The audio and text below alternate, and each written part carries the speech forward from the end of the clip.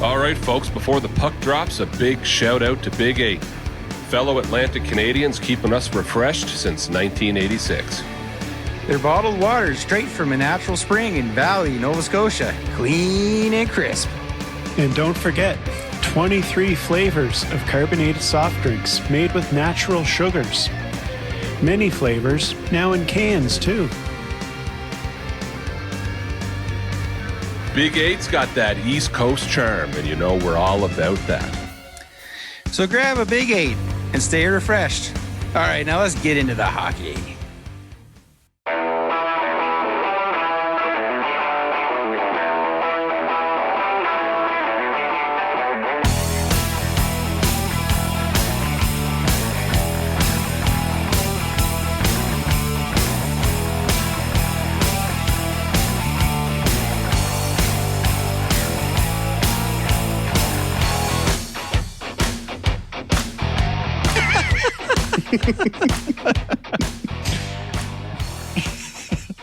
Hear me out. By? Hear me out. May I propose a trade? Oh, okay. Oh, yes. I mean, the Leafs are going to be sellers. If they weren't thinking about it before, they are now. Brandon Carlo back to Boston for Fraser Mitten and a first-round pick. Thoughts? Done. Do it. Do it. Yep. Do it. No thoughts. No notes. Approved. Can you imagine last year they made that opposite trade, and this year you might be letting them go for like a third round, hoping to just. I think it's more crazy to imagine that we all thought it A good was idea. Maybe a decent trade at the time. Like, not everybody. There was detractors for sure, but looking back on it now, hindsight 2020, it's an awful. It was, trade and for part the of it Leafs. was last year playoffs going all in when you could, right? Mariners You leaving. Just throw it all on the table. throw it all on the table, and you took the Stanley Cup champs to Game 7. It ended in a fiery, whatever, but you did go 7 games. You know what I mean, with last year's champs, but it is what it is. But yeah, there's a fire sale on here, I think, coming this week. Looks like your jersey's proposing another trade, though, Tyson. Another return trade? Oh gosh, no.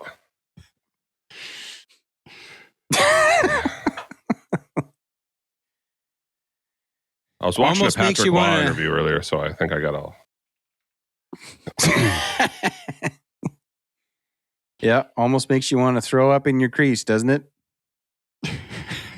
That was already done this week, buddy. Can you imagine having to come in and play in the frozen vomit? So we're referring to a pretty. Poor guy. If you didn't see it, the Avs were playing the Wild, so I was watching it when it happened, and Gustavsson stood on his head. He was playing out of his mind that game. He had 1 goal against on it was like 30 some shots, almost 40 shots. And in like the last 2 minutes, or I think it was the last 2 minutes or 3 minutes of the third, all of a sudden he just throws up in the crease and like quite visibly. So they pull him and Wallstad comes in, and I don't know what the record is for like the latest goalie change, but like it was like 2 minutes and some left. So he comes into the game after sitting there for nearly 3 periods, and they score on the first shot against him. And I'm like, is it because he's not warmed up, or is it because he doesn't want to get his pads full of Gustafsson's barf? Such a strange. Never going in the butterfly position. Just stand up the whole rest of the game. I had just so many thoughts because I was like, wait, he was sick, that about to throw up that whole time, and he like had one of the best games of the season.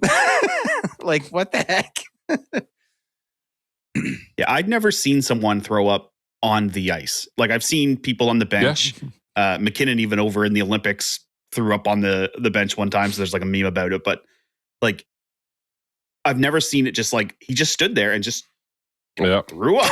Like there's no panic, no nothing. It was so weird. Yeah. I guess and like, I don't know if he got the mask up in time. I'm not sure what happened there. I don't think he did. I don't think he did. He was anyway, probably holding never it seen for that quite before. a while, and then just this one was just too much. Well, I'm like, now, like, do you do the whole Gump Worsley thing and try to make yourself sick because he played out of his mind? Maybe he should be trying to barf every game. Well, yeah, I'm told he was phenomenal, right? Yes. And like was battling flu-like symptoms. But he played anyway. Yeah. And then ends up he lost the battle. I mean, they won the game.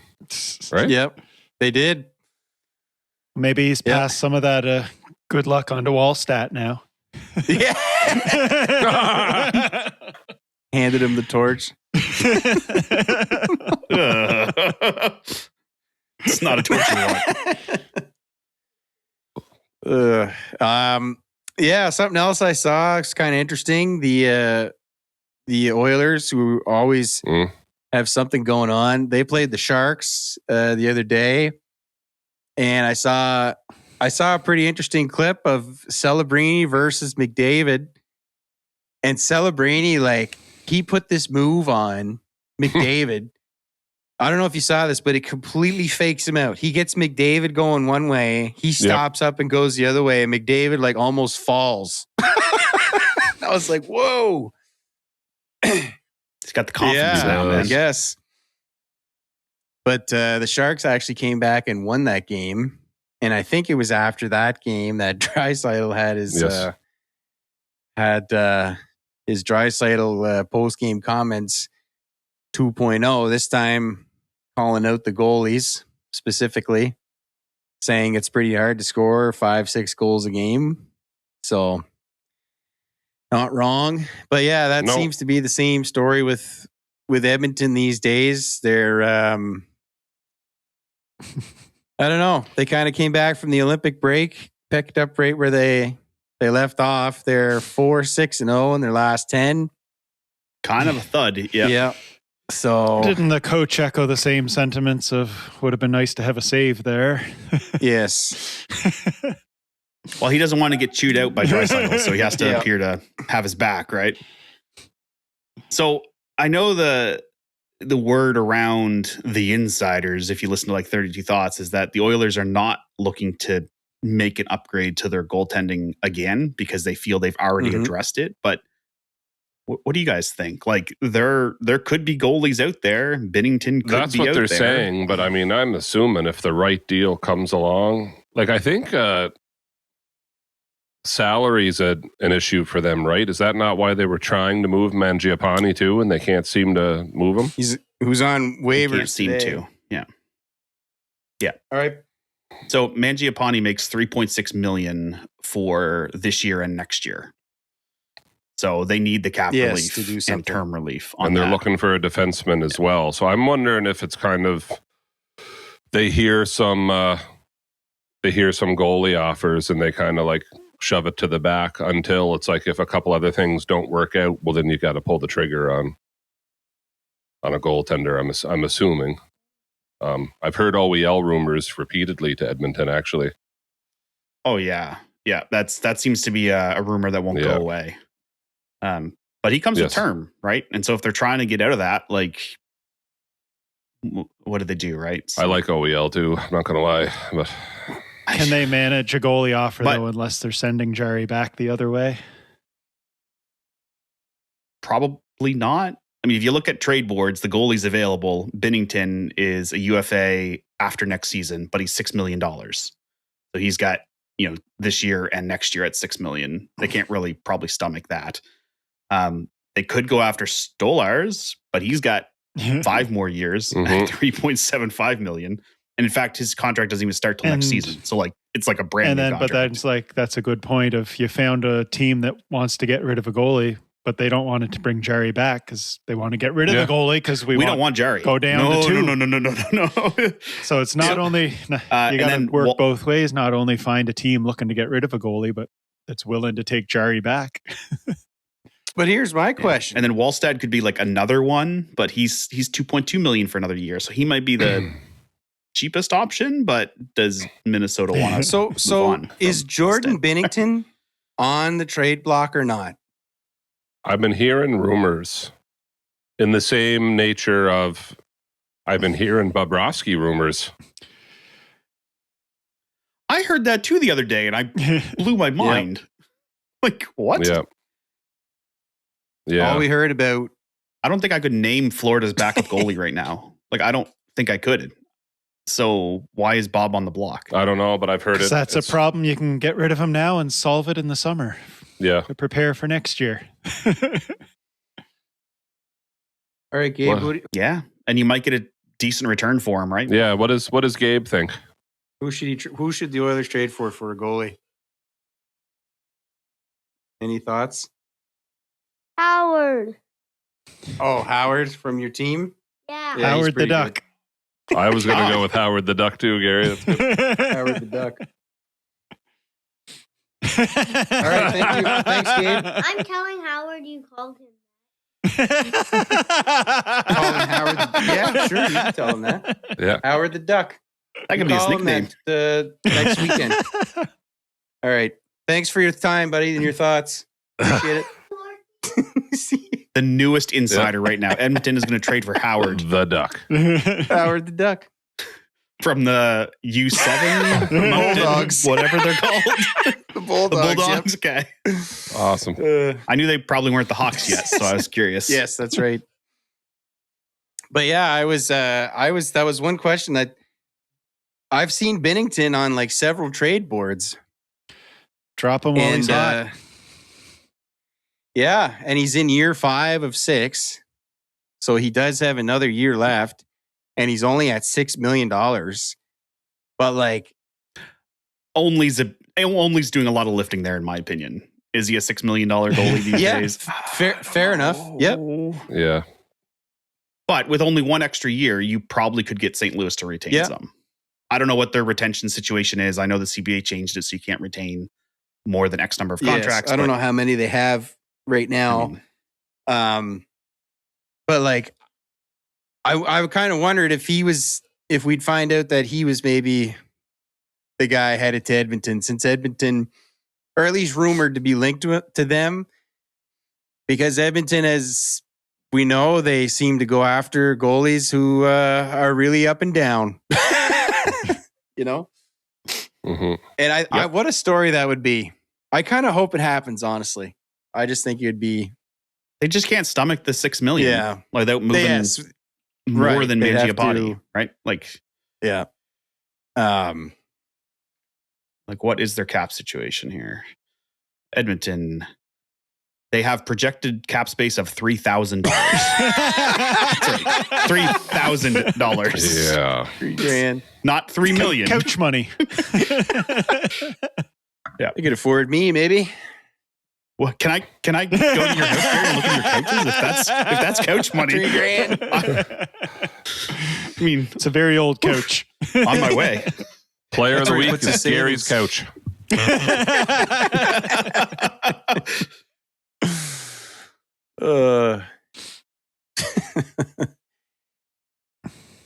Yeah. Speaking of player of the week, yes. Should we do Big 8 player of the week? We probably should. We should probably do the Big 8 player of the week. 'Tis a good time. Dave's a killer. Yeah. Dave's a killer.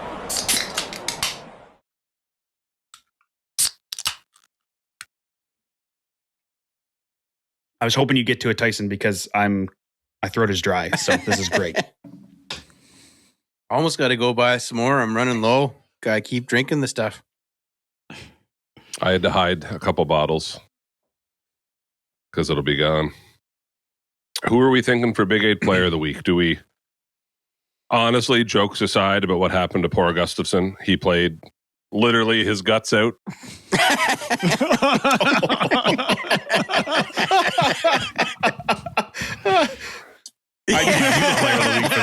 That was good.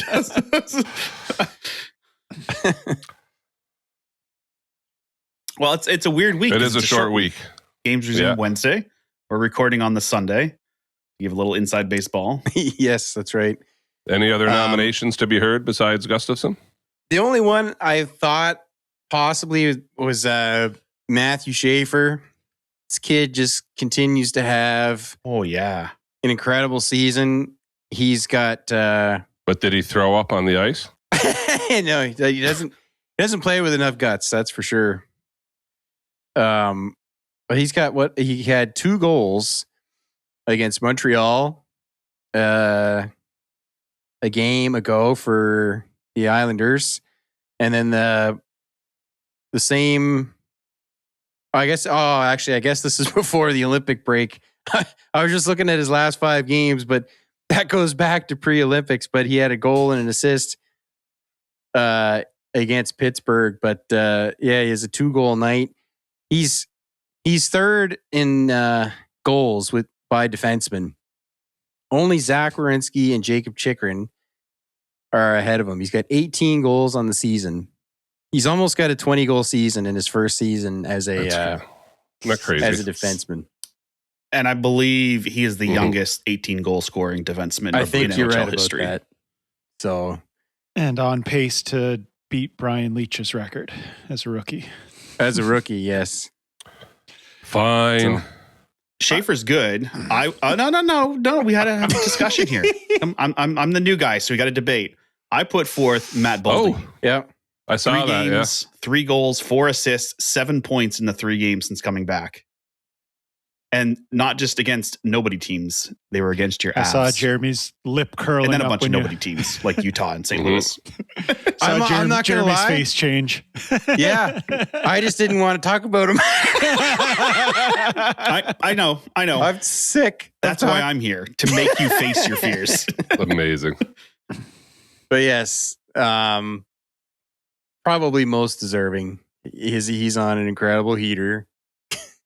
Before the Olympics, during the Olympics, and now after the Olympics. I was going to say he was before the Olympics. Yeah, he was already. And unfortunately, during the Olympics for us, he's actually tied for second. Anyway, in goals with he's tied with Caulfield and McDavid for second in goals in the league with 35. It's just crazy to me because, little side note, but he played with Alex Newhook. They were roommates. They were buddies. And Boldy got drafted to Minnesota. Newhook got drafted to Colorado. And we always heard about what good buddies they were. But Newhook's kind of sort of disappeared, even though he plays in Montreal. And Boldy is now like a bona fide superstar, really. Like we talked, I'm always giving Minnesota a hard time for being the boring, do nothing picture of middle of the road team, but they are legitimately getting these, very, very, very good offensive players. So I don't know. This is, have we settled the debate? I mean, I think you can give it to Boldy pretty easy. I'm okay if you give it to Schaefer. I have to rip this can completely in half. What if I throw out little Michael Misa? San Jose Sharks. Yeah. Nice game-winning goal. Yeah, no 2 goals, winner, 2 assists this week. Yep. That's also a good call. So only one of these 4 threw up this week. True.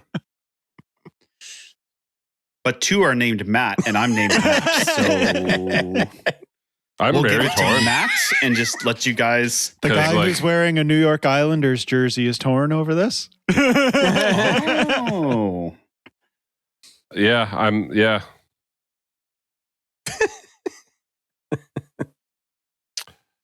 I'm See, I'm not going to lie to you. Can I be real honest? Yes, of course. Like, my heart wants to kind of go Matthew Schaefer, but my head's like, Matt Boldy's on quite the... I want to go Boldy just to spite Jeremy. Okay. Boldy it is. Here's to Matt Boldy. Here. Congratulations, Boldy. I'm sure we'll be hearing from your people. It's good to see you in a jersey other than USA. Maybe not. Maybe not. Jeremy doesn't think that. But hey, man, they are do. locked in to play the Stars in the first round, so I hope they kill each other. Well, buddy, I'm glad you have playoff hope. To go back to some trade rumors, while we're talking about the Wild, it's starting to sound like the Wild are the only Western Conference team that Trocheck would consider. Oh, really? I just heard he wanted to stay in the East. I didn't even know heard that too up until Minnesota about 1 hour ago. Might be East enough. That's that. Yes, honestly, Gary, because like from Elliott's lips while he was talking to Biz and Tuca and Carter there, but it was like it was a couple far west teams inquired, and it was an immediate like, no, I want to stay East. And so then they were kind of thinking like, would Detroit be a consideration because they were in on him before, and would he like Carolina? Like would he go back or whatever? And then it was like one Western team that wasn't an automatic no was actually Minnesota. If they can pull that off, kind of like it's East enough. And I think it's a family thing, right? Like he doesn't want to be too far from, which I get. I can appreciate that. But that was, I just listened to that about an hour. I thought you'd like that. Come on over, Vince. No, come on in. No problem. That'd be great. Yeah, go to the Wild. Colorado's not that west. Why don't they have a shot, right? Like they really are. They're like south of. Oh my goodness! I heard a Colorado rumor today too, so that was. Unless it's 87, I don't want to hear it. I heard rumors of Kadri making his way back to Colorado. I think that's one of those like people are talking about it. But like, I don't like just because I don't know. I can't see it. Yes, but this time it was on ESPN with Elliott phoning into their show and saying, yeah. Yep. Yeah. Well, I mean, I don't like he's going to be third line center? Like, what are this the is salary like the Toronto implications? Yeah. Calgary retains quite a bit, I guess. Yeah. They'd have to. Kadri's locked up until 2029 for $7 million a year. So, and I was gonna say, like, not to jump around, but like with Trocheck, he's in the same boat. His contract is up at the same time, so he's got the after this year he'll have 2 years left. So it's like it's not like he's UFA and can do what he wants. He wants some control over where he goes, but yeah, I mean, like that's my thing with that was my thing with Kadri is like, yeah, you would have to retain 50%, and then he's your third line center. Like, is that what you're doing? Right. Like, I don't know where salary caps. $3.5 million salary third line caps center. going to the moon. $7 million for a third line center. It'll be the new norm. What I keep hearing. But I mean, like, it's a good point, though. You're right. Like in 2028, that may not be as big of a concern. Yeah, and I mean, and he's 38.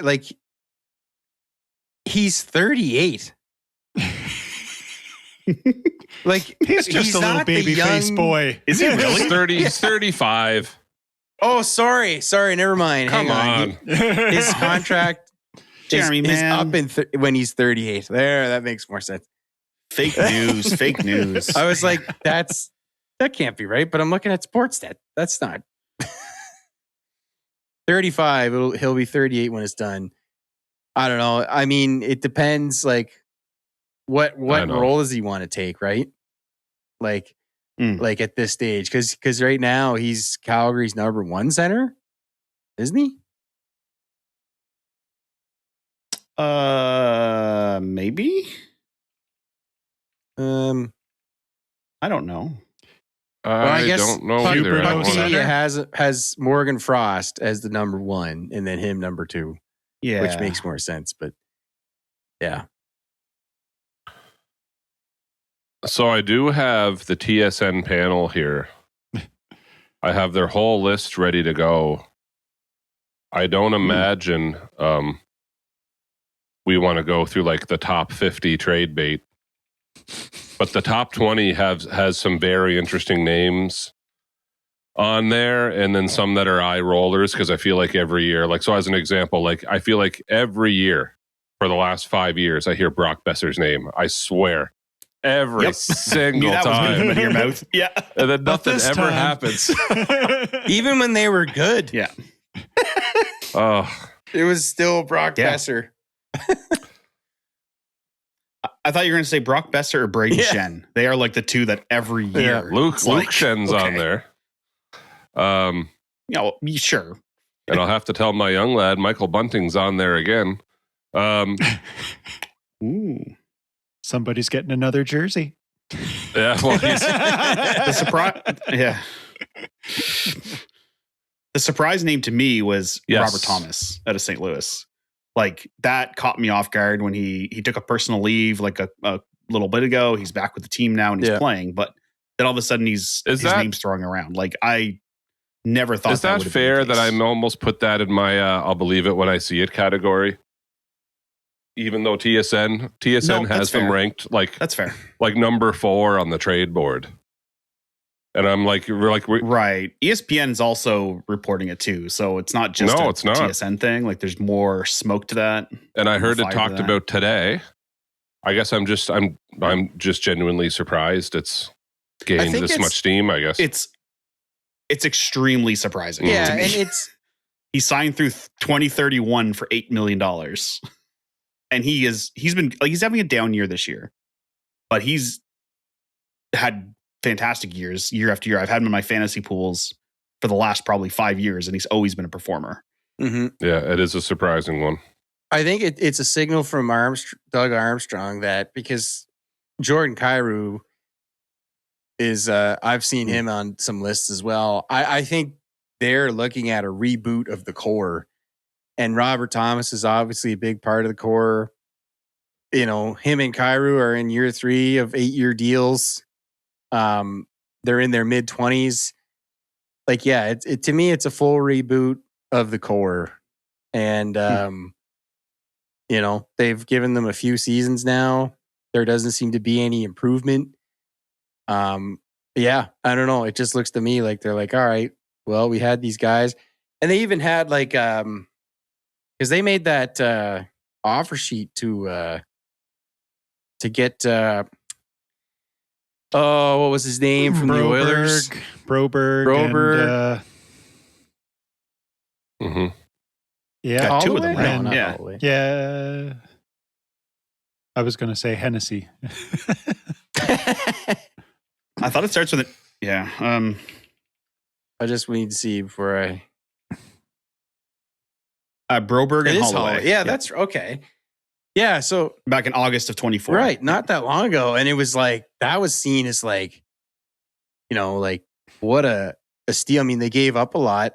They're making a play. Yeah. They're going for Yeah, it. they got 2 young guys, like, you know, and they've got Kyrou, they've got Thomas, you know, and now you've got Broberg and Holloway. Broberg is really on their top pair, and it looked really good, but like, you know, I just don't know where I don't know what happened, if it's like a leadership issue or what, but I feel like since they lost Pietrangelo, they've never had that same kind of, you know, way about them.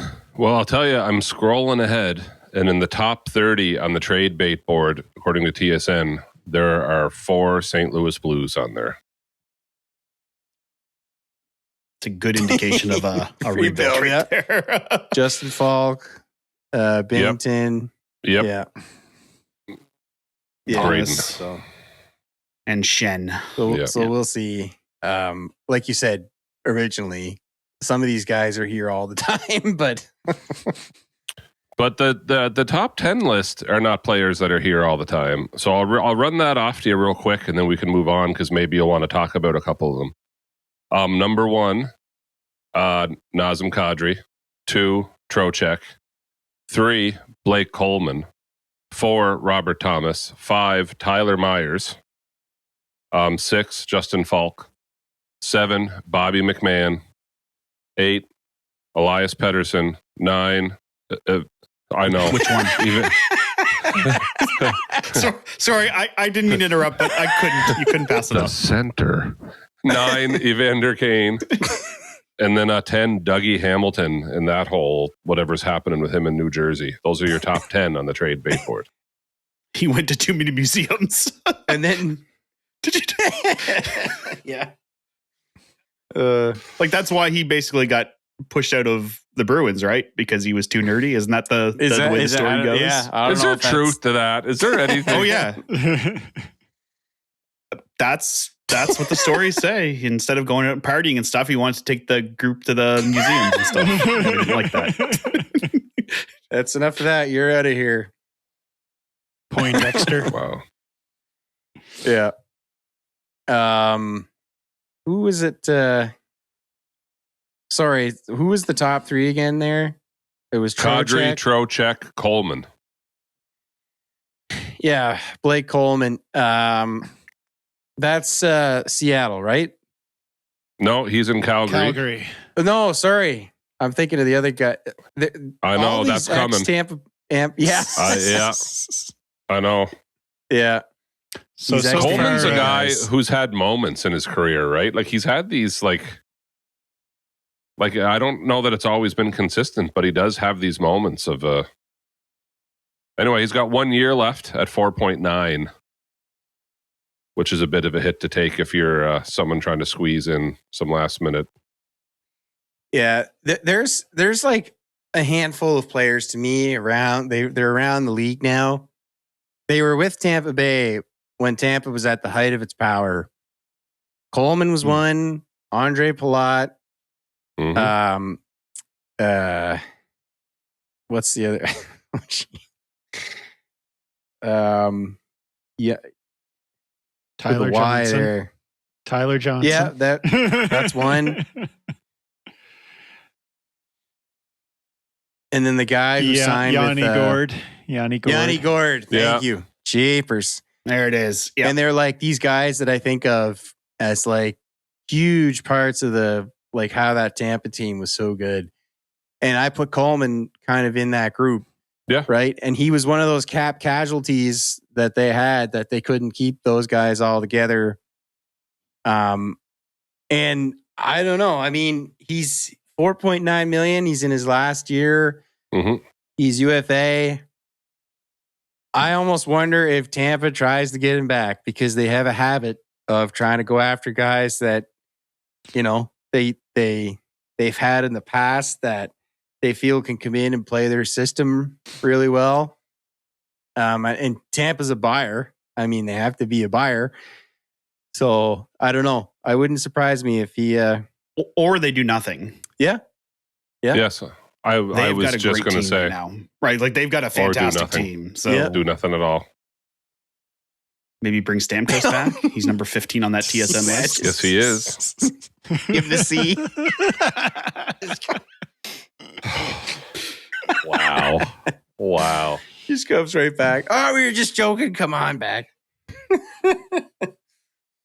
Yeah. Wow. And I agree. Like Tampa doesn't need to really do much. But I think coaches put a lot of value on players that they know the system and can kind of fit in. Like Colorado's done that a bit in the past, but yeah, I wouldn't be surprised to see it. But yeah, they also don't need to do anything. But Coleman is like, he's like one of the best depth type players that would be out there, in my opinion. But And at 4.9, his salary is not atrocious considering it's prorated for the rest of this year. Yep. Right? Like, you know what I mean? Like the cap hit's Exactly. not full. Yes, you have to deal with next year because he's got 1 year left. But you deal with that in the off season. As Tyson said, you fix it later. Exactly. And he is, unfortunately, if my memory serves me correct, he's just one of those guys that elevates when it's playoff time. You know what I mean? He There's been a few players like that over the years that have driven me crazy, and you'd actually love to have them. That when the playoffs hit, they're a different animal. Oh yeah, and, he's a drive you crazy type of like, yeah. Colorado should get them to throw him in with Nazem then. That's right. Yeah, 2 for Dino. Totaling $11.9 million. Two for Tuesday special. Right? Yeah. I'm really curious where Nazem's going to end up. Jokes aside, like I feel like this is year 2 of hearing all these rumors, and at one point it was, will he reunite with Toronto? Will he reunite in Colorado? Then there was rumors Montreal was interested, and then who knows where he's going to, or I don't know. Say full circle. It's he hard. should go, full circle. He goes to Boston. Oh man! Wow, that would be a full circle. No, I don't know. Maybe you bring him back and send Bobby McMahon the other way from Toronto. I know he's not a center for center, but I mean, we're giving up on this year, right? Like we are. I have given up on this year. I can't speak for all Leafs fans. So the thing with Bobby, I think, and it's a buyer's market if we want to move down to Bobby McMahon, and I'm trying to watch time a little bit. So Elliott himself has been saying it's 50-50. He knows that there's an extension in play. They'd love to keep him. And he's probably going to be one of those guys, like he'll be higher value than what his contract is because he has these moments of, you know what I mean? And we've seen a lot of them. Like he's not necessarily, even though they've put him on the top line, I don't consider him a top line guy, but he's not a fourth line guy either. He fits in really well on the 2 or 3, right? Everyone agree with that? He does nothing in the bottom 6. He has to be elevated, has to have someone next to him. And he was an undrafted player. Like it's a nice story, and the Leafs took a chance on him. And it's worked out. So I've heard anything from, we're going to find out before Friday that he extended, or we're going to find out Friday that he's been traded, and probably to someone who's going to be a playoff team, because that's what they'd want him for like it's like a bargain depth guy, right? For the rest of the year. $1.3 million for the year. And then I've also heard the rumor from a decently reliable source that they wouldn't be shocked to see them trade him away for something like a 3rd round pick. And then this summer, he goes into free agency and comes right back. Kind of like, I will take one for the team, get your 3rd round pick or whatever. And then, because if our year's done, without saying it's done, then I'll see you the afternoon of July 1st. I'll be right back. It's just a little meeting where you slide the envelope across the table. Here's what's waiting for you in July. Well, and Gary, here's the thing. They're allowed to, right up until he leaves, talk about what the extension would be. Yep. If we signed right now. Yep. So we're just going to reassign you to get some playoff experience. And I mean, it's been rare that happens, but we've seen that before, right? So is he a center that plays mostly on the wing, or like where does he play most of the time? Winger. He's a winger. Yeah. Strict winger. Oh, he is a winger. Okay, because he's listed as a center. Yeah. And I was trying to figure. Oh, is he? I don't know why, but No, he's a left winger.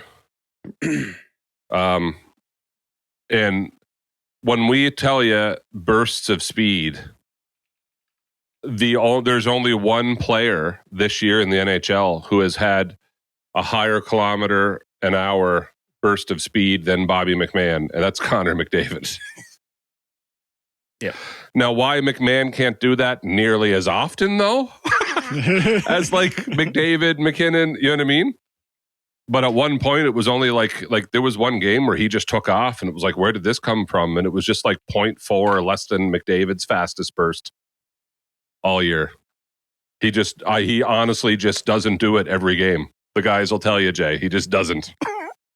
Right? It's like a 1 in every 5 games. It's like, whoa, where'd that come from? And how come you're not doing that more often? Yeah. So your question, Jeremy, did make me look it up. He has taken 10 face-offs. Okay. He has a 60% win rate. He's won 6 of them. But it's absolutely when the center gets kicked out, he steps in. He's absolutely not a center. He doesn't play center. Interesting. Ever. Maybe in junior. Maybe. Yeah. But I mean, Willie's a center technically, but he's not played it. Yeah. So Anyway, I was curious. This is the trade show. Yeah. Next on our list is Pettersson and Evander Kane. I'm only lumping them together because they're both in Vancouver. And Brock Besser. Yeah, he's down. He's down there. Number 20. Because what would the top 20 board be without him? Right? So. Year after year. So what's going on with Pettersson? Like, what is happening in Vancouver? I was going to ask you. Nope. I asked first. I get to listen now. Well, they've changed. It's like one of those deals where like, okay, we've changed everything. And yeah, you're still kind of the same. So kind of think it might have been you. It's a great position to be trading from. So just like what a year ago, they picked Pettersson over 100%. Miller. They did. Yeah, like that was the decision. One of them had to go because of some locker room drama, and they picked Pettersson. They re-signed him to a big extension. They moved Miller out. Miller becomes the captain of the New York Rangers, a team where there are no passengers. And then Pettersson is doing what? Like, are you talking about the same? Are you talking about the same team that picked Corey Schneider over Roberto Luongo? Yep.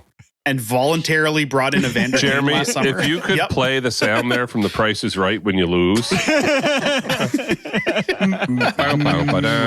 Actually, yeah. I forgot about Luongo. I forgot about the Luongo Schneider thing. That's a deep cut. This is a pattern in Vancouver. Yikes. They make bold decisions, can't handle drama, and pick wrong every time. He's got a hefty contract with him, though. That's not a trade line move. Vancouver also 11-6 for 6 years. Yeah. They also have this funny habit of like, as soon as whatever drama is going on kind of fizzles out, they just do something else. They do so many unforced errors to bring all this attention to themselves. Like everyone's just minding their own business. I feel like they're constantly just like putting themselves out there for bad press by making dumb statements or whatever. But yeah, I like that Pettersson contract. He's in year 2 of 8 of $11.6 million, and like you cannot move that, and like, right? At least not to a contender. Yeah. Like you might be able to move maybe it a bottom feeding team. Yeah, I was just going to say to a big seller this year. Yeah. Well, here's the thing too, right? You might be able to. So Toronto, you heard it here first, guys. Like, not a center though, right? You know what I mean? Like that's. I know we have enough centers, but here's what I was looking at. He's 27, and he's had 3 30-goal seasons. You know, like he's had a third in from 22 to 24. He had 32, 39, and 34 goals. And then in the last 2 years, he's had 15. And then so far this season, he has 13. Like, oh yeah, he was on the track to be a superstar. Yeah. And then JT Miller like peed in his cereal or something. Like, I don't know what happened there. I don't know. We can only He signed a bridge deal. And it's just derailed him. He signed like basically a bridge deal for 7.3 and looked like, that's when he had his 3 best seasons. And then he signs his extension or his big contract and it's the wheels fall off. So yeah, like you said, Matt, I just no idea how they move this. Even if they retain, it's like a crippling retention and you can't even retain like you could in the past. Like there's only so many contracts you can do, and you don't want to end up like Minnesota, who just had what was it, like the they just had the Zach Parise and and Suter contracts come off their books like last year. No, it has to be to a seller, and it has to be to a seller that's like trying to reimagine almost their entire team now. Yeah. Because like Gary keeps saying, he's not wrong. The cap's going to go up and then up again. Yeah. So while 11.6, I think it is, sounds atrocious right now, 3 years from now, it doesn't feel nearly as atrocious. Yeah. As it did. Well, if you but find you could be stuck in it. Yeah. If it doesn't work out, now you're stuck. If you find a rebuilding team that wants to make him top line center, build the team like around, a team that wants to get rid of then it Robert makes sense, Thomas and right? Jordan Kyrou, maybe. Yeah, there you go. Man, Swap cores. maybe. I would take Robert Thomas in a second. The interesting thing with Vancouver too is I'm looking at their draft picks, and this year they have their first round pick. They also have Minnesota's. They have their own second round pick and San Jose's. The only pick they don't have, like they have all of their own draft picks except for a third round this year. Like for the next 4 years that I'm seeing here, they have everything plus other people's. So like, it's almost like, I almost feel like if they want to ship out Pettersson, they almost have to do the whole thing where they include a first round pick like to basically take the money. Just to take it. Yeah, exactly. So, and they do have the picks. They could do something like that. But like, if you're talking about rebuilding and you're shipping out first round picks, like it's also man. Unless you find the right fit. Like I heard Elliot or somebody saying like Utah is a team that's like looking for a superstar kind of thing. I heard, yeah, it might have been him because I heard that too. So if you find a team that's and, like Seattle, I've heard both. Yep.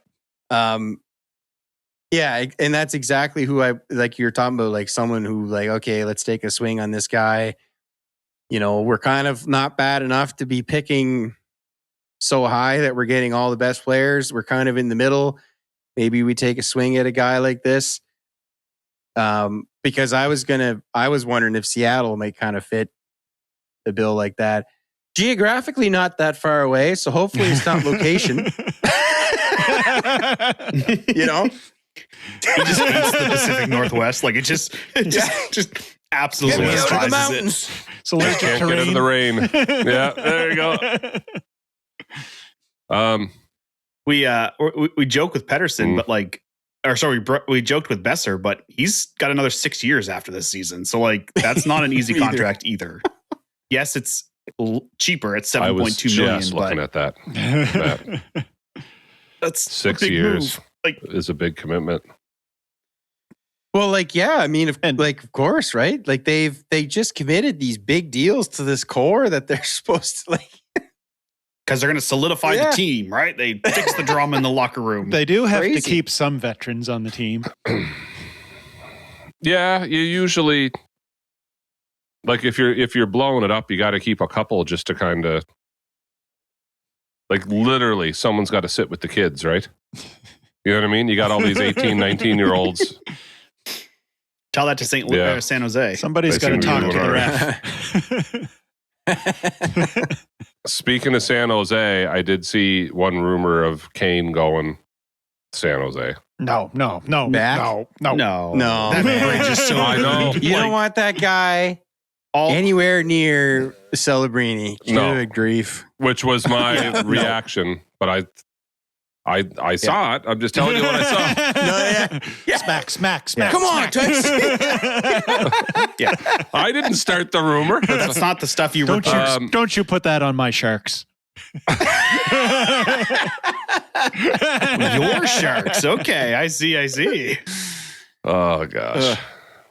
Gary just always looked good in teal. All right. The next 10 real quick, because I'm trying to watch our time, but I'll speed run the next 10 names. Actually, I'll speed run the next 15, and then you guys you'll understand why, though. You'll understand why I can't skip those next 5. So 11, Zach Whitecloud. Then we got Mangiapane. Then at 13, Ryan O'Reilly. 14, just get him on Ristolainen. waivers. 15, Just every year. 15, Stamkos. 16, Fogle. 17, Bluger, also leaving Vancouver. 18, Braden Shen, because he has to be there. 19, Luke Shen. Let's put them together. Finally. 20, Brock Besser. 21, Scott Lawton.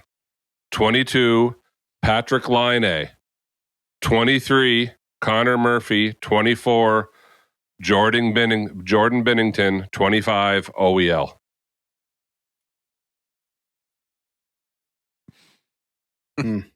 Yeah.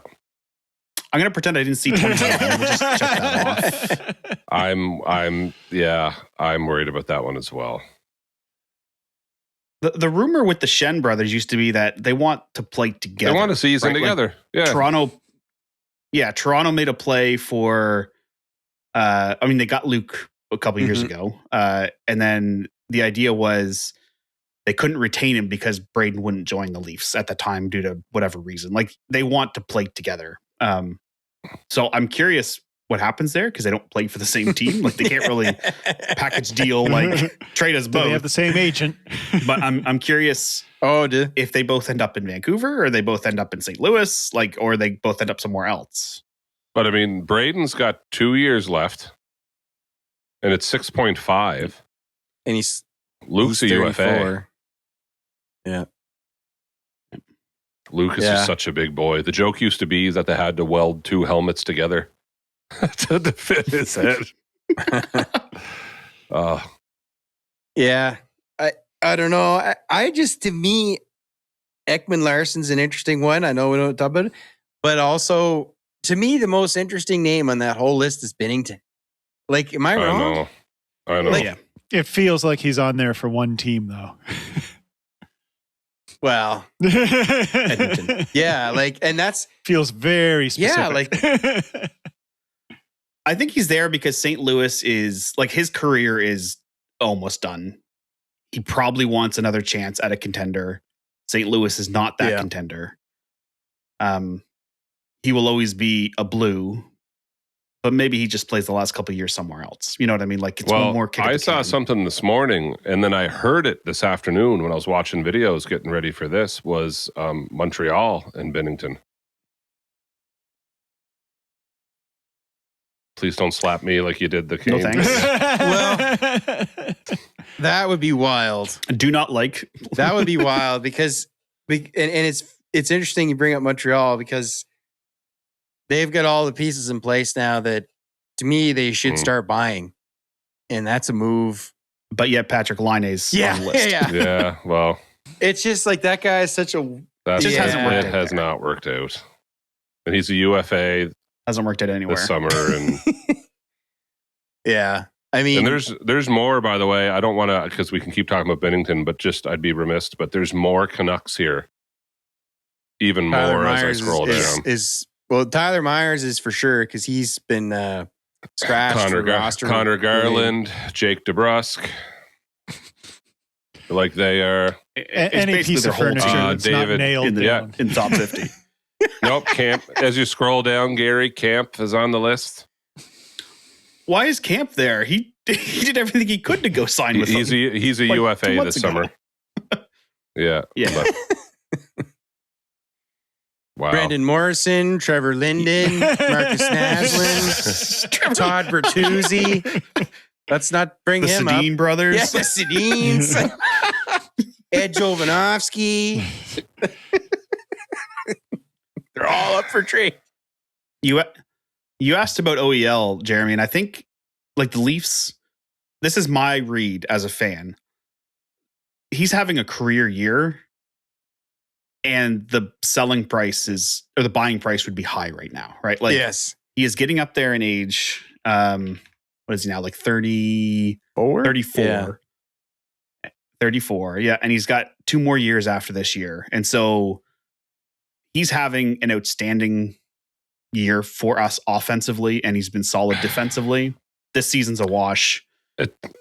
I think the reason he's here is because it's a $3.5 million defenseman who can play in your top 4 right now. So a team going on a run, they'd pay a premium right? The for him. Gittin's good. He'll never be this high again, right? He'll never be this high again. Yeah, we don't have any picks basically at all in the upcoming draft. So something's got to give. He's there to, as a Leafs guy, it just sucks because like while the year's a wash, it's one of those years where like none of it is OEL's fault. Do you know what I mean? Like he's been great. No. Yeah. No. So and he's had some down years. He had last year, he wasn't fantastic for us, but like this year, he's just a different player. He's just. But to your point, Matt, right now, if he's in year 2 of 4 and his value will never be higher than it is now. There's like, unless you think you're going to be competitive in the next 2 years, why keep him around? You know, so that makes a lot of sense to me. And it's exactly the type of contract and player that contenders will overpay for that extra insurance going into the playoffs. Oh yeah. So absolutely. You're 100% right. Don't say it like that though, because I think that the hope is that they will be extremely competitive in the next year or two. And this is a single off year. I was just saying, if you plan to be competitive, I have no idea what the plan is. I don't know. I don't know if we know what the plan is, and by we I mean it's weird, right? I don't know if they know. So what it's the a plan fire is. sale, but you're keeping Matthews. He's not going anywhere. You're keeping Nylander. He's not going anywhere. You'd be dumb to not keep Tavares at what you're paying him. Oh, it's his ridiculous. Value, you keep him. You're keeping Nyes, but everything else is for sale. So it's like your new core. Like it's very, yeah. It's going to be a get rid of Riley. I think ask him to waive. It's either happening or it's time. You know, Matt. Like I love Morgan Riley, but I had a moment the other night where it was they were playing Tampa. And I'm trying to remember who the player was. But you know what I mean? It wasn't a blooper or anything. It was how slow he was trying his hardest. And I just had this moment of like, this isn't a fluke thing. I can't stick up for this. It was like the Tampa. It was one of their young guys. Anyway, I can't remember his name. But he caught Riley, then passed Riley and beat him to the puck getting back. And I just had this moment like, it's time, unfortunately. Like he can't. Yeah. Mine was when him and Carlo tripped over each other at the blue line. And thankfully the play was offside, but they scored a goal on that. Just like, that. But how many seasons has he played? Is he up to 12? Oh my goodness. He's the last original. Like he wore the old logo, guys. You know what I mean? He played in 13-14 was his first season. So. Like it's just. But I'm how thinking old of is he? He's 31. 31. Yeah, it's like I love him, but it's like he's lost a step. Here's my thought. Yeah. He has lost a step for sure, and I think he's still probably serviceable, but he's not serviceable in the role the Leafs are using him. They keep trying to put him in as like 1D and quarterback in the power he needs play. To be, yeah. He needs to be like third pair. And that's what they really need, by the way, in my opinion. Like, if he stays, he's third pair, but you need that quarterback. You need a Matt Schaefer. Jay. The Leafs don't have a Schaefer, Makar, Hughes. They don't have one. Mm-hmm. They got an OEL. OEL quarterbacks the power play better than any other defenseman we have. Right? Yeah, there isn't. They don't. It's just tough. One. It's tough because. Like if you talk about him, kind of thinking about the way you described OEL, Matt, like Riley on the other end, $7.5 million, and he's in with a no move cause, and he's in year 4 of 8. So much harder. You'd have to retain. Nobody will take him for it, and he'd have to waive. But like I think the Leafs. This is going into reading the tea leaves here, but he scored the other night on one of 2 shots the Leafs had in the entire first period against the Sens. And social media for the Leafs, all over it. Every medium possible was like, Mo, and like multiple posts about it with different replays. And like most people get a replay of a goal. They were putting out multiple posts of Riley scoring. So I don't know if they were trying to like shop him. You know what I mean? Like hype him up as like this big offensive defenseman, but wow. nope. And I mean, playoff Mo was a different character. The last 3 or 4 years, he would always come through clutch in the playoffs and be big. I actually believe that wouldn't be possible this year. Like, he's so far fallen off. I loved him as a player as well for years and years, and I always defended him, but I think it's just time. Just time for a new place. Maybe just like Pettersson. Like, maybe Pettersson will find his form somewhere else. I think Vancouver is tainted. Yeah. And if you can't move him, you have to move other pieces, and he's going to have to realize probably another role. He's going to have to. Yes. Yeah. Yeah. Yeah, but that's. I can't believe they're still using him on PP1. No, after he should all maybe of this be. time. You're right, like, third pair, and that's a very expensive third pair defenseman. Is what like that is. He's been on the Leafs power play so long that like he would have been playing that when not all the teams were doing like one defenseman, 4 forwards, right? No. Yep. So maybe in those kinds of roles, but since it's transitioned, never really was able to. But I'm just looking at the at the Leafs here, and it's almost like if I was to put it in order of defensemen that's most likely and most reasonable to ship out, you'd go OEL, then you'd go Carlo, I think. Carlo's in year 5 of 6, 4.1 million. He's 29. The problem is he's useless. Yeah. So, like, someone has to want his skills. This might be the reason he never gets traded. He's 6'5" and 227. There's so many GMs that love that. They're like so many GMs are like Vince McMahon. They just want huge guys that aren't really that mobile or exciting. And NDAs, right? And NDAs. Yeah, exactly. But the problem is, I think your GM is one of those guys.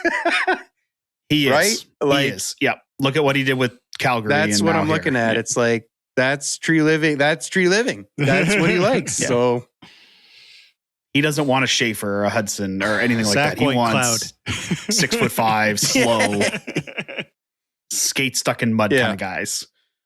Yeah. I do think it's funny how, like, when you see people, like, I thought Carlo, when we played Boston, was like a tower of power. Like, I was excited, like man. A rock in front of, I was excited when they brought him in. I was like, we got like an actual defensive, like, no holds bar, clear the front of the net. And now he's like, oh, I don't I'm sorry. Fly. I don't hit Did I hit you there? Are you okay? Are you okay? Excuse me, we knocked skates there, my bad. Like, it's just like, what happened? It's the jersey.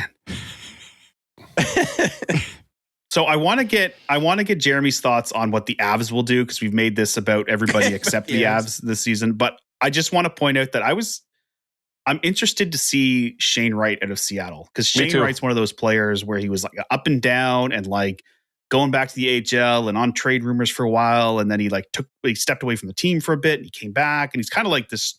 I don't want to say a troubled player because that's putting way too much drama behind it, but he was almost like a player that could never find his footing in the league. And then he seemed to, and now he's on the trade block. So, like, I'm curious if he's going to. And I think a lot of potential there, to be honest. I think there was potential there in his junior career that never really came to light due to some circumstances. Well, yeah. And I think you don't know, like, it's hard when the stuff seems like there could be personal stuff involved, because how the heck do we don't know what's really going on or whatever. We don't know. But to your point, I mean, he wasn't like, I don't know if we were putting him in the same kind of Bedard, Celebrini sort of, but I remember like he was a big deal. Like before World Juniors and stuff. He was. Yep. I mean, it was like, this guy could be the next guy. And he completely fell off. He's in year 2 of 3.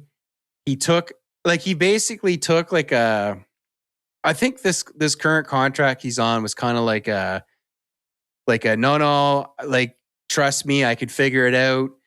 Just don't get rid of me yet. Let me show you what I can do type of contract. because really like he's like his contract now is basically league minimum. You know what I mean? Like it's like less than his entry level contract.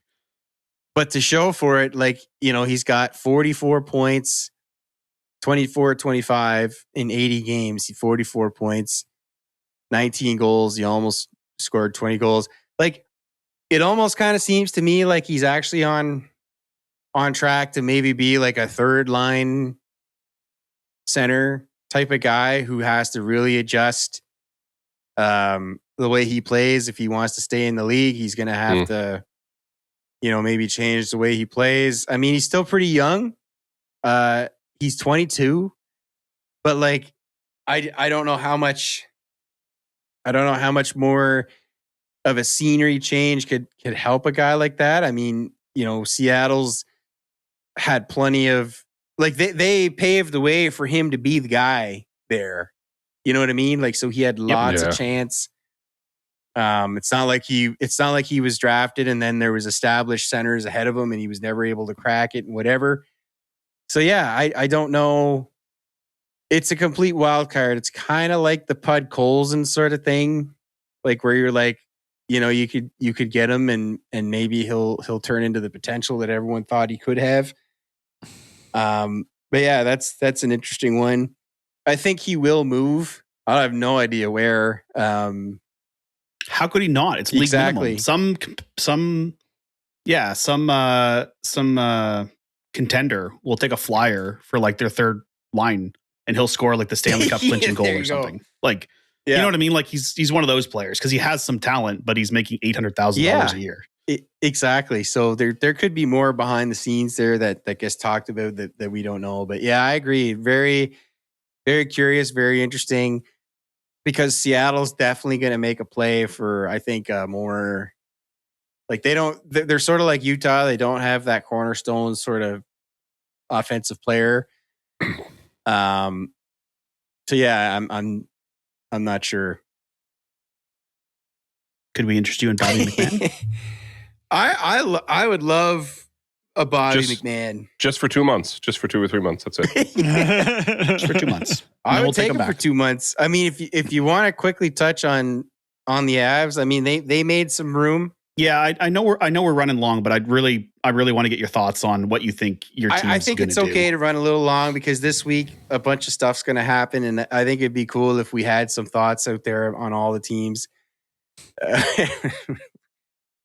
Sorry about your stick, buddy. It's Bobby's stick. He's not changing his name. Like, he'll still be Bobby McMahon. Yeah. Yeah, he has don't know that. He's changing his name to Bobby McColorado. He changes his name and everything. He could be Bobby McOiler by Friday. Who knows? Yeah, he's a guy that I the only reason I don't know if it'll happen or not, because I've almost kind of seen now that Chris McFarland, he tends to deal with the same GMs. Like when Dubas was in Toronto and Colorado made several trades. And now that he's in Pittsburgh, they've made several trades. Not necessarily the one I've been hoping for. But, right. Come on down, Sydney. But yeah, they just made another deal for Girard, and that was basically a cap dump. I mean, Girard, if you talk about Besser and the Shens being on more external trade boards, Girard's been on Avalanche trade boards forever. When they got Sam Malinsky out of college, and he's kind of emerged as a better puck mover than Girard. I think the writing was kind of on the wall. And Girard makes $5 million a year, and he's still got a few years left on his deal. So I thought that made sense to bring in Kulak. I've seen Kulak a few games. You know, he's kind of like the Carlo type. He's a big guy. You don't notice him much, but he clears the front of the net. And you just don't notice him, which usually means he's making safe plays, and you don't think too much about it. So I thought Trocheck would be a guy that they might be in on. But now hearing his preferred destination, all that, I don't know. But I think they're going to go for a third line center.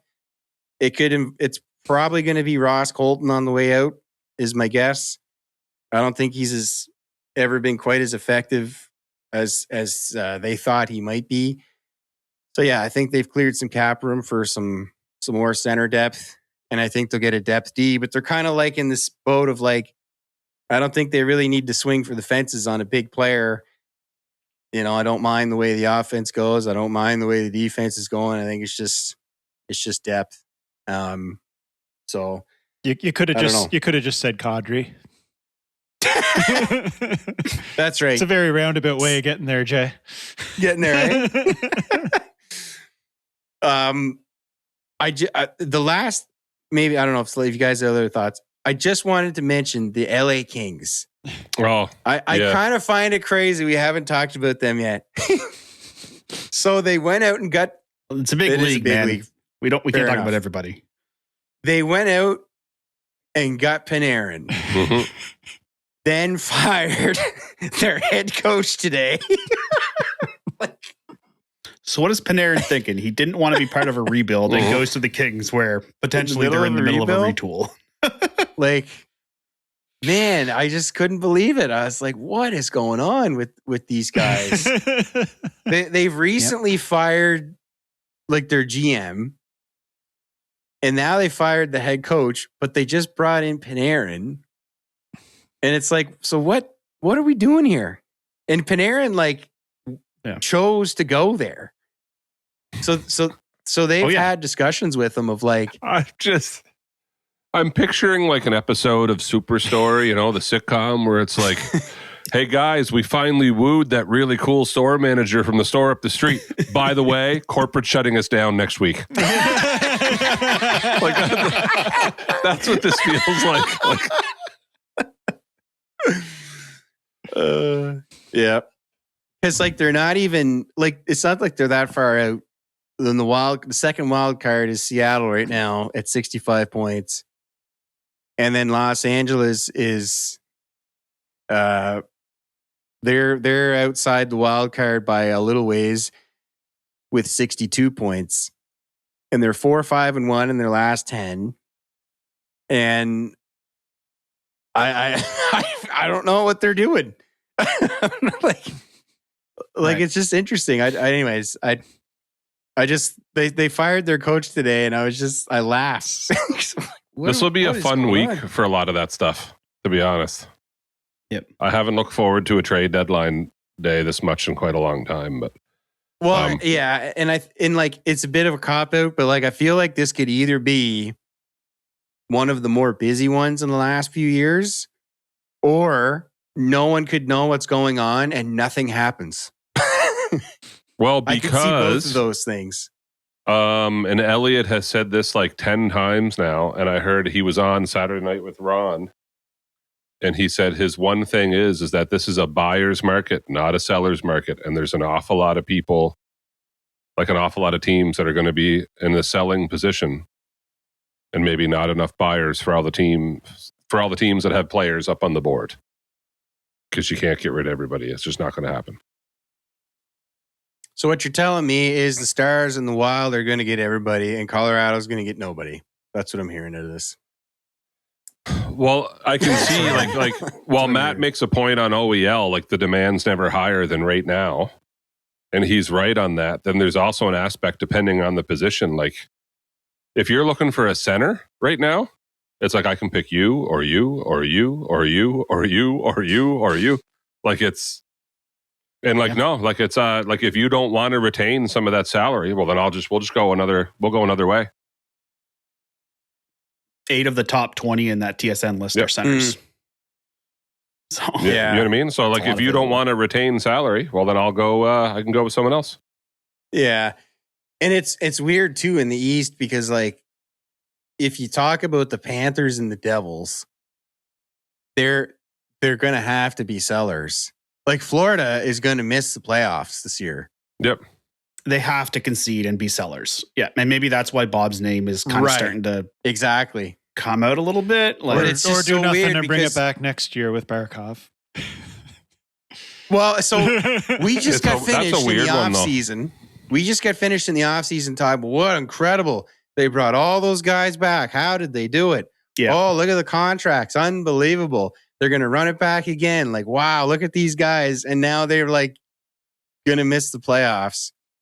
So like, they're tired, man. They played so much hockey the last 3 seasons. And it's not like they're a young team. So No. I don't know if, I mean, the Bobrovsky thing kind of caught me off guard because it's kind of like, I almost think we're going to just forget about Florida this year. And then, they're going to wait for Barkov to get healthy and see where they're at next season. And the Devils was the other one where it was like, they were supposed to be good. They looked like they were going to be good, but they're pretty bad. Hughes has had terrible injury luck. So what are they doing? Are they selling? They're like, they should be selling if you look at the standings, but I don't know what they're doing. So, but you can sell and not sell everybody. Like Dougie Hamilton. yeah. But like pretty publicly. Matt and Gary might agree with me, and I'm trying to watch the time here a little bit, but like even Toronto's year with the year they had, and like, believe me, it's not like I thought this was going to be like a big, like a deep year that they're going all, like that was never my impression with Marner gone, but all the way up to the end of December. Like at one point, 3 months into the season, the only 2 players that had played every game were Tavares and McCabe. And then not even, just a terrible luck. Just terrible luck. And like that reminds me of New Jersey, but it was on the opposite end. They started out hot. And it was like, oh, okay, so you're not that good. And now Hughes is hurt again. And I don't know what happened at that steak dinner and all this different stuff. Like it's like sometimes it's just that's hockey and it's really bad luck. Like, I don't know. Yeah. I see Florida as a team that could run it back next year and have a completely different result because they've proven they can. Like, it's okay to be tired and worn out, right? It's fine. Toronto, statistically, this is an anomaly year given what went out the door and what came in the door. But I don't have confidence that if we did nothing, we would change our fortune next year like I do the Panthers. As much as that pains me to say, like I hate the Panthers, but they've shown they can play. And this year is an anomaly. We showed we could play in the regular season. This is an anomaly, but I don't carry that. Also, no, I agree. I agree. I don't think it would change. It's a different roster this year too. It's an unproven roster. Yeah. For us. Ooh, for us or Florida. Yeah. So I don't think we've proven anything ever. No, just a very, very, very weird year. Well, and I think the loss of Marner, right? Like, huge. Well, there was already unknowns. And then when you start off the year with, Matt's memory is better at this stuff than mine. But was there not like we had 5 starters not even play the home opener already? Because it was like... Oh, yeah. Look at like Wall, for instance. Where did he go, right? And we had Reimer on a whatever and Caton Primo on the exhibition roster. Wall and Stolarz had not been dressed at the same time till mid-January. Right. Yeah. So like, it's just brutal. It's just been one of those, and like you get too deep into the year, and now the year's basically a write-off. Yeah, and you got Nylander, who's like an Iron Man, and now he's like hurt, like actually hurt and missing games, and obviously Matthews still has chronic issues, and like he's just what a weird year. And what happened to like Jake McCabe? He was awesome last year, awful this year, just a completely different player. Anyway, this is a trade show, not a rant on the Leafs show. Just that's probably don't bait me in like back that. To Bobrovsky. Am I not mistaken? Turning your gun and badge, Bobrovsky. You're off the case. Is he not the $10 million goalie? Is there really teams out there that can take him? That's a good question. But well, Gary, and not so much the value, but what's the like how much. But this is the week, right? You make the right moves, and can you take him? So he is the $10 million goalie, but he's a UFA after this season. So prorated, he's probably like a $2 million goalie to the team that takes him. And then they're free and clear July 1st. And then he can go back like, you know to what I mean? Florida There's no next commitment year. there. Yep. Yeah. Honestly, there you go.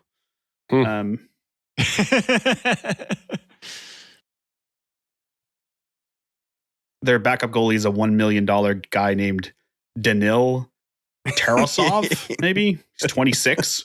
So, yeah, I definitely could not have named him back earlier in the show when I mentioned it. Well, there we go. I can't name him now when I'm looking at it. There we go. All right, guys. Keep your stick on the ice, and hopefully the Leafs find a way to keep Hildeby. All right. all that. Thanks, that Big to Eight. say. Yeah. Here's to Bill Brasky.